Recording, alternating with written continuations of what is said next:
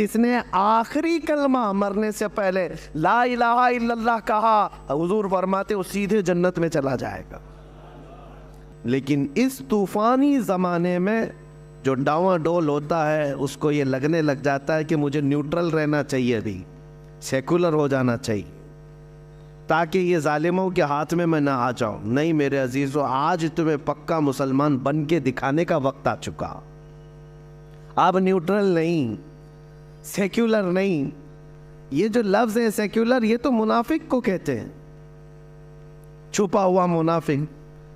آپ جس دین پر قائم ہے اس دین کے بارے میں آپ کو اتنا یقین ہونا چاہیے کہ یہ اللہ کا سب سے محبوب دین ہے، اور کامل جس کے بارے میں قرآن نے کہا الیوم اکملت لکم دینکم۔ کسی بھی دین کے بارے میں سرٹیفکیٹ نہیں ہے کہ وہ کمپلیٹ ہو چکا ہے، لیکن قرآن نے دین اسلام کے لیے کہا ہے، اللہ فرماتا آج کے دن میں نے تمہارا دین مکمل کر دیا۔ یہودی خود کہتے ہیں کہ اگر یہ آیت ہماری کتاب میں آئی ہوتی، ہماری کتابوں میں آئی ہوتی یہ آیت کہ تمہارا دین کمپلیٹ ہو گیا، وہ کہتے ہیں ہم تو اس آیت کے اترنے کے دن ہر سال عید مناتے ہیں۔ مسلمانوں کو یہ خاصہ ملا ہے۔ میرے آقا صلی اللہ تعالیٰ علیہ وسلم جب آخری حج میں تھے، حجۃ الوداع کے موقع پر یہ آیت نازل ہوئی، اللہ نے فرمایا آج کے دن دین تمہارا کمپلیٹ ہو گیا، میرے دین میں کوئی گنجائش ہی نہیں ہے کمی کی۔ ہمارے اسلام میں بچے کے پیدا ہونے سے لے کر کے اس کی قبر میں جانے تک کے کسی مسئلے کو تشنا نہیں چھوڑا گیا ہے۔ لے کر کے آؤ، چیلنج ہے ہمارا، جس بھی مسئلے کو لے کر کے آؤ گے زندگی کے گزارنے کے طور طریقے، اسلام نے اس کو تشنا نہیں چھوڑا، خالی نہیں چھوڑا، مسائل موجود ہیں۔ حتیٰ کہ یہودی اس بات کا مذاق اڑاتے تھے۔ حضرت سلمان فارسی رضی اللہ تعالیٰ عنہ ایک جگہ سے گزر رہے تھے، پیشاب کرتے وقت ڈھیلے کا استعمال، تو انہوں نے کہا کیا تمہارے دین میں یہ بھی بتایا جاتا ہے؟ حضرت سلمان فارسی رضی اللہ تعالیٰ عنہ نے فرمایا ہاں بے شک، میرے دین میں کسی بھی چیز کو چھپایا نہیں گیا، حتیٰ کہ عدد بھی بتائی گئی ہے کہ کتنے ڈھیلے استعمال کرے تو پاک ہو جائے، بیٹھ کر کے کرے، کھڑا ہو کر کے کرے، کسی بھی چیز کو خالی نہیں چھوڑا گیا۔ اور میرا یہ چیلنج ہے، دنیا کی کسی بھی قوم کو لا کر کے پڑھ کر کے بتاؤ، بہت سارے مسائل سے وہاں پر صرف نظر کر لیا گیا، یا تو بچوں کے متعلق مسائل نہیں ملیں گے، یا عورتوں کے متعلق نہیں ملیں گے، یا بوڑھوں کے متعلق نہیں ملیں گے، یا شادی شدہ مسائل، یا پھر تجارت کے معاملات، پڑوسیوں کے معاملات۔ لیکن دین اسلام ایسا نہیں، اس میں تو اتنے باب ہیں، اتنے ابواب ہیں، اتنے چیپٹر ہیں کہ پوری زندگی کو گھیرا ہوا ہے۔ اور آج کے درندے اٹھ کر کے یہ کہتے ہیں، یہ جو یونیفارم سول کوڈ کا مسئلہ جو اٹھایا گیا ہے کیا ہے؟ ان کو اچھی طرح سے پتا ہے کہ دین اسلام پورے قوانین رکھتا ہے۔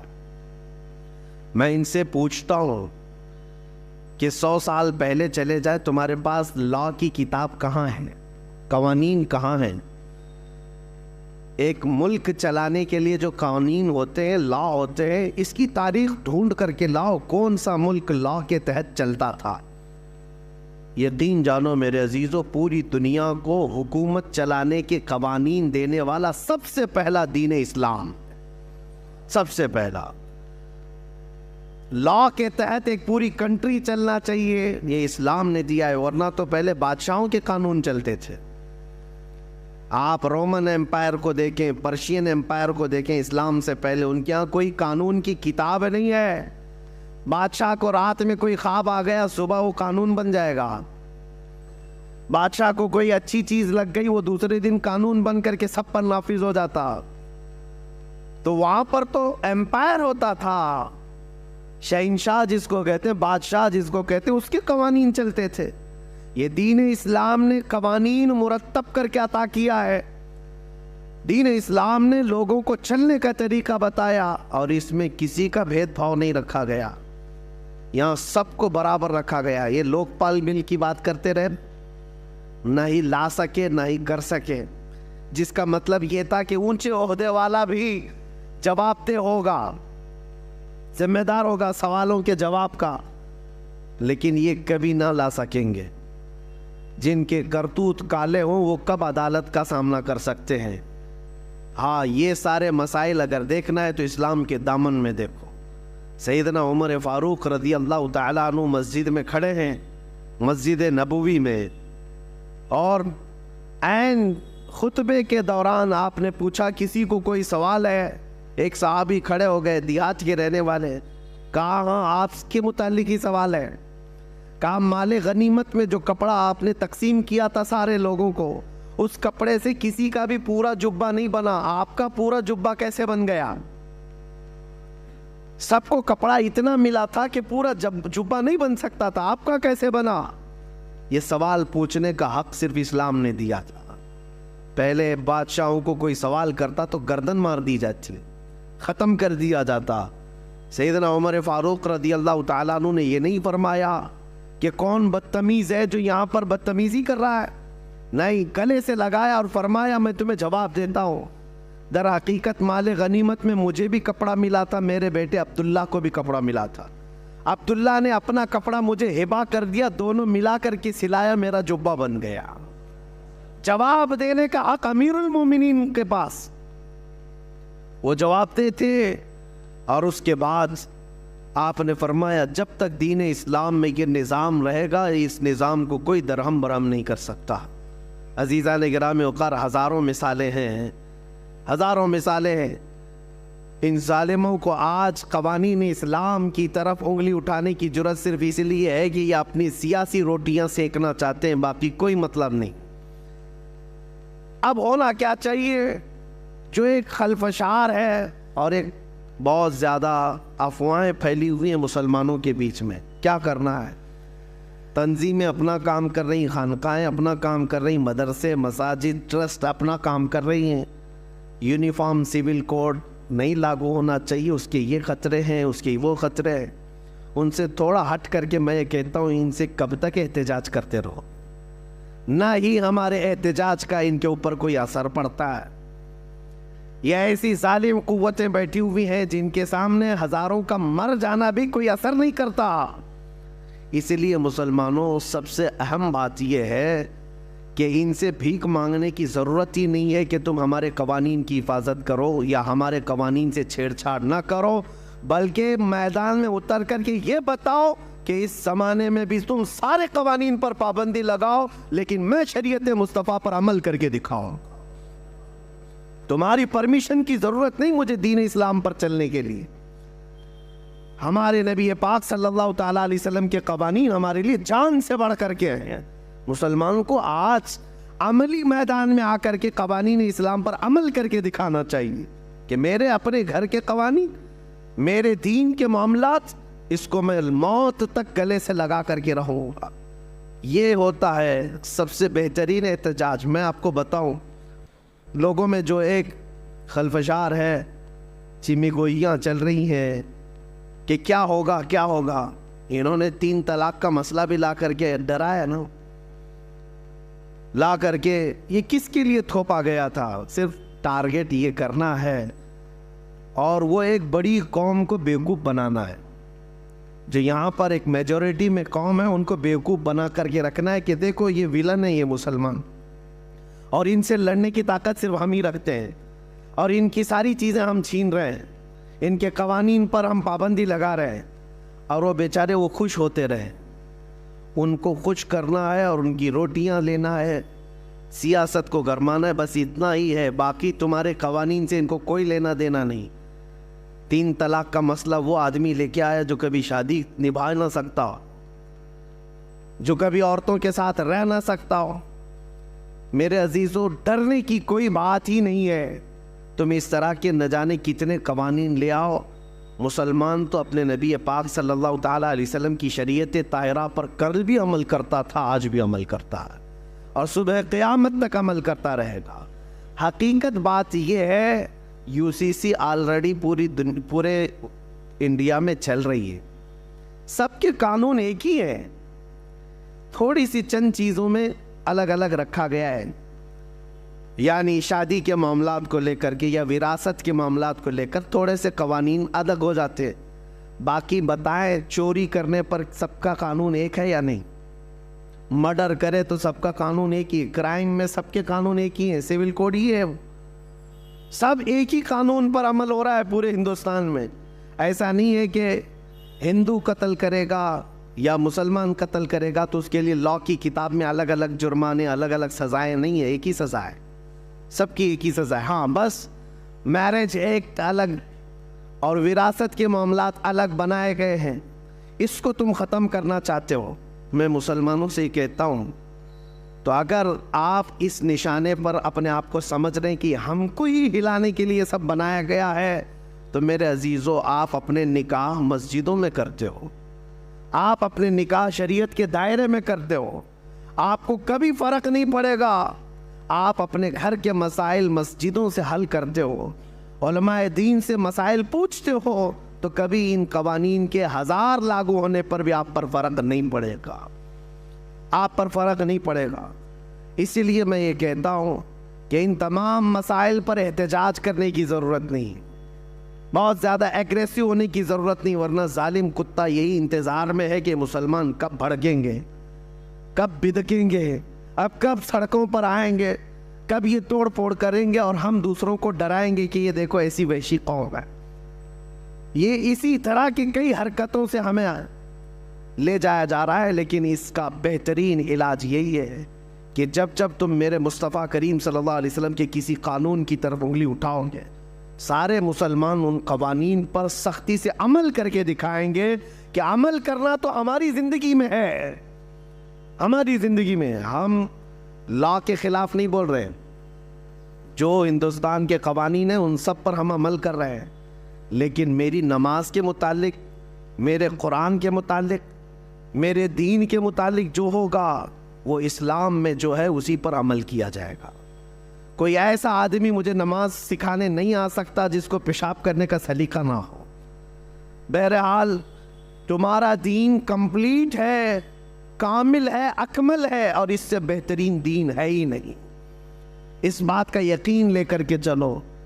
میں ان سے کہتا ہوں ذرا جھانک کر کے دیکھتے تاریخ کے اوراق میں، اسلام نے جو عدل و مساوات پوری دنیا میں قائم کی ہے، وہ غیروں کی کتابوں سے اگر میں آپ کو بتاؤں، اپنوں کی نہیں، غیروں کی لکھی ہوئی کتابیں، ان کو آج تک جو بھیک مانگتے ہوئے کسان ان کے پاس قانون کے لیے آئے، انصاف دینے کی نوبت نہ آ سکی، جو کھلاڑی وہاں پر ان سے انصاف مانگتے رہے، انصاف دے نہ سکے، پورے لوگ سڑکوں پر رہے، انصاف دے نہ سکے، اور پارلیمنٹ میں بیٹھ کر کے اگر قوانین اسلام کو نشانہ بنانے کی کوشش کرتے ہیں تو میں دعوت دیتا ہوں، آؤ دیکھو دین اسلام۔ تم یہ کہتے ہو اس کا اکروچ تھا، ظلم تھا، بڑھتے چلے گئے۔ ایک روایت میں نے پڑھی آج ہی، عمر ابن عبدالعزیز رضی اللہ تعالیٰ عنہ کا زمانہ خلافت ہے۔ حضرت عمر ابن عبدالعزیز، ان کو 5واں خلیفہ راشد بھی کہا جاتا ہے، اتنا عدل تھا ان کا۔ ان کے زمانے میں سمرقند، جو آج ازبکستان وغیرہ رشیا کے علاقوں میں آتا ہے، سمرقند پر اسلامی فوج نے حملہ کیا اور پورے سمرقند کو فتح کر کے اپنا جھنڈا پھیلا دیا، اور سپہ سالار کون تھے؟ حضرت قتیبہ۔ اور جیسے ہی سمرقند فتح ہو گیا، اعلان ہو گیا کہ یہاں پر مسلمانوں کی حکومت ہے اب، تو لوگ دوسرے دن صبح اٹھے اور ان کو ایسا لگا کہ یہ اچانک ہو گیا ہے۔ تو وہاں پرانا چرچ تھا، وہاں ایک پادری رہتا تھا، اس نے کہا یہ کیسے؟ ہم نے سنا ہے مسلمان اس طرح سے اچانک نہیں کرتے، لیکن 50,000 کی فوج قتیبہ کے ساتھ ہے، کون مقابلہ کرتا؟ اس عیسائی نے اپنے چند ساتھیوں سے مشورہ کیا کہ یہ ایسا مناسب نہیں ہے، ہم ان کے خلیفہ کے پاس جاتے ہیں۔ تو وہ ملک شام آیا چند ساتھیوں کو لے کر کے دمشق میں، عمر ابن عبدالعزیز اس وقت رہا کرتے تھے۔ جب دمشق آئے تو اس عیسائی نے لوگوں سے پتہ پوچھا کہ خلیفہ وقت کہاں ہے۔ لوگوں نے جو اشارہ دیا، پتہ بتایا، اس پتے پر آ کر کے دیکھا تو ایک چھپر کا گھر ہے اور ایک دبلا پتلا آدمی کپڑے سیتا ہوا بیٹھا ہے۔ یہ عیسائی پادری قریب آیا اور اس نے کہا انہوں نے دھوکہ دیا مجھے۔ پلٹ کر کے پھر کہنے لگا میں مسلمانوں کے خلیفہ کے پاس آنا چاہتا ہوں۔ تو ایک بوڑھے شخص نے کہا وہ جو کپڑے سل رہا ہے وہی خلیفہ ہے، وہی ہے جس کا رعب و دبدبہ اتنا تھا عمر ابن عبدالعزیز کا۔ اللہ اکبر، آپ تاریخ پڑھیں، عمر ابن عبدالعزیز کے زمانے میں 200 کلومیٹر دور بھی اگر کوئی بیٹھا ہوا ہے تو نا انصافی کرنے سے گھبراتا تھا، ڈرتا تھا کہ عمر ابن عبدالعزیز کا دور چل رہا ہے۔ اور اس خلیفہ کا وقت یہ ہے کہ ایک چھپر کے گھر کے نیچے بیٹھے ہوئے کپڑے سل رہا ہے۔ اس عیسائی پادری نے سوچا کہ ان سے مجھے کیا انصاف ملے گا، 50,000 کی فوج لے کر کے جو سپہ سالار میرے شہر پر حملہ آور ہوا ہے اس کے بارے میں کیا بتاؤں گا۔ کہا کہ پھر بھی کہہ دیتا ہوں۔ عمر ابن عبدالعزیز کے پاس آیا اور کہا میں سمرقند سے آیا ہوں، میری ایک شکایت ہے۔ کہا بتاؤ کیا ہے۔ کہا کہ آپ کا ایک سپہ سالار تقریباً 50,000 کی فوج لے کر کے آیا ہے، آس پاس کے علاقے فتح کرتے ہوئے اچانک رات کو ہمارے شہر پر حملہ کیا اور دوسرے دن فتح کا اعلان کر دیا۔ کہا کیا چاہتے کیا ہو۔ کہا میں نے سنا ہے کہ جب کبھی مسلمان فوجی جاتے ہیں کسی جگہ پر تو سب سے پہلے ان کو دعوت پیش کرتے ہیں عدل و مساوات کی، اسلام کی، امن کی، اور اگر وہ سامنے والے ماننے کو تیار نہیں اور جنگ کرنے پر تیار ہو تو جنگ کرتے ہیں اور اس کے بعد فتح کا اعلان کرتے ہیں۔ لیکن آپ کا سپہ سالار آیا، نہ اس نے ہم کو کسی چیز کی دعوت دی، نہ بلایا، نہ ہی ہمارا مقابلہ ہوا، راتوں رات فتح کر کے وہ اپنے جھنڈے گاڑ دیا۔ حضرت عمر ابن عبدالعزیز نے ایک خط نکالا، خط پر لکھا اور کہا کہ لے جاؤ قتیبہ کو دے دینا۔ اس خط میں لکھا ہوا تھا کہ ایک قاضی مقرر کیا جائے، فوراً ایک قاضی اسلام مقرر کیا جائے اور اس قاضی کے پاس یہ عیسائی اپنا مسئلہ رکھے گا اور قاضی جو فیصلہ کرے اس پر عمل کیا جائے۔ خط لے کر کے وہ عیسائی آیا، پادری ہے، عیسائی ہے، کہا کہ اس خط کو پتہ نہیں یہ لوگ پھاڑ کے پھینک دیں، لیکن جب قتیبہ کے پاس لا کر کے دیا تو اس کے ہاتھ کانپنے لگے سپہ سالار کے کہ عمر ابن عبدالعزیز کا خط آیا ہے۔ پڑھنے کے فوراً بعد قاضی کا انتخاب کرنے کا اعلان کیا کہ خلیفہ وقت کی طرف سے قاضی کے انتخاب کی بات آئی ہے۔ تو اس وقت قاضی کا انتخاب ایسا نہیں ہے کہ 4 لوگ بیٹھ کر کے کر دیتے، جو سب سے پرہیزگار ہوا کرتے، تہجد گزار ہوا کرتے اور علم میں سب سے زیادہ ہوا کرتے، وہ قاضی بننے کے منصب پر آتے۔ قاضی اسلام چن لیا گیا ایک عالم باعمل کو، اور انہوں نے اپنی عدالت لگائی اور کہا کہ کیا مسئلہ ہے اس عیسائی پادری کا۔ اب وہ عیسائی جو پادری تھا اس نے رکھا کہ آپ کی طرف سے یہ جو فوج آئی یہ اچانک آئی، ہمیں موقع نہیں دیا گیا ہے، اور جبکہ اسلام کا ہم نے یہ سنا ہے کہ وہ جہاں جاتے ہیں پہلے دعوت پیش کرتے ہیں امن کی، مساوات کی، عدل کی، اور اگر سامنے والا جنگ کرنے پر تل جائے تو پھر جنگ کی جاتی ہے اور پھر حملہ میں اگر کامیاب ہو جائے تو فتح یاب سمجھا جاتا ہے۔ تو قاضی اسلام نے بلایا قتیبہ، کہا کیا یہ عیسائی پادری جو کہہ رہا ہے وہ صحیح ہے؟ آپ نے ان کو دعوت دی تھی؟ کہا کہ نہیں دعوت دی۔ کہا کہ راتوں رات آپ نے ان کے شہر پر قبضہ کیا؟ کہا بات در حقیقت یہ ہے قاضی اسلام کہ ہم نے آس پاس کے علاقوں سے جنگ کی ہے، ہم نے دیکھا ہے، اور ان سے جنگ سختی کے ساتھ ہوئی اور اس کے بعد ہم نے وہ علاقے فتح کیے، اور یہ سمرقند تو بڑا زرخیز علاقہ ہے، یہاں کے لوگ تو اور بھی زیادہ اس شہر کو چھوڑنے کو تیار نہیں ہوتے، اس لیے ہم نے سوچا کہ یہ سوئے ہوئے ہیں، اس وقت میں ہم فتح حاصل کر لیں۔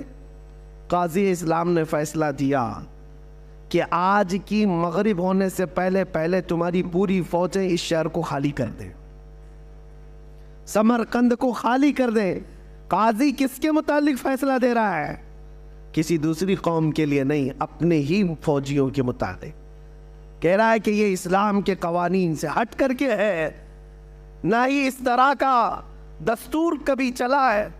قتیبہ کو جیسی آرڈر آیا قاضی اسلام کا، فوج میں اعلان ہوا، اور یہ صبح کا فیصلہ جو تھا 50,000 فوجیں سمرقند کو چھوڑ کر کے ساز و سامان کے ساتھ مغرب سے پہلے نکلنے لگی۔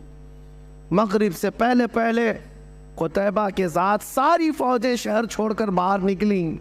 یہ منظر دیکھ کر کے وہ عیسائی پادری اور علاقے کے لوگ حیران تھے کہ ایک کپڑے سلتا ہوا بیٹھا دبلا پتلا آدمی اتنا پاور رکھتا ہے کہ ایک خط بھیج دیا جائے، اور پھر اگر اس کا خط یہاں آ گیا تو قاضی مقرر کرنا تو اس کا کام ہے، اپنے رشتہ دار کو بٹھا دیتا، اپنے حق میں فیصلہ لے لیتا، نہیں کیا، بلکہ قاضی اس کو منتخب کیا جو قرآن و سنت کا سب سے زیادہ جاننے والا تھا، اور قاضی کو بھی یہ چاہیے تھا کہ فیصلہ دیتا تو اپنی قوم کو دیکھ کر کے دیتا، لیکن قاضی نے وہی فیصلہ دیا جو اسلام کہتا تھا۔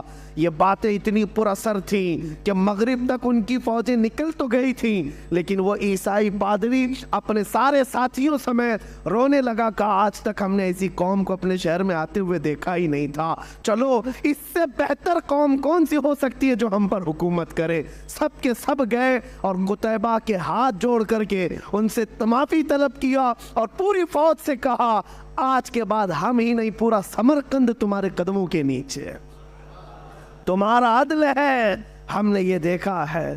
اور اس کے بعد سے لے کر تاریخ گواہ ہے، آج کی تاریخ تک سمرقند پر اسلامی حکومت موجود ہے، آج تک اسلام ہے۔